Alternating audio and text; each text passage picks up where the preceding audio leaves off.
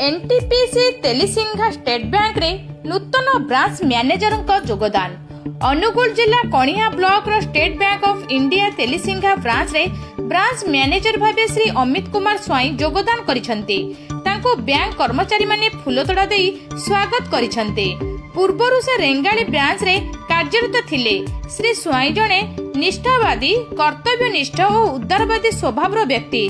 स्थानीय जनसाधारण किभली उपयुक्त बैंक सेवा पाइबे ता प्रति प्राथमिकता देबे बोली से प्रतिश्रुति मध्ये दैछंती एवं ब्रांच रे कार्य करुथुबा समस्त ऑफिसर को एकाठी बसाई साधारण लोकटिए किपरि भाबे सहायता सहयोग पाई परिबो ऑफिसर को वार्ता मध्ये देइथिले। कणिहारू कैलाश चंद्र नायक रिपोर्ट, निर्भीक न्यूज।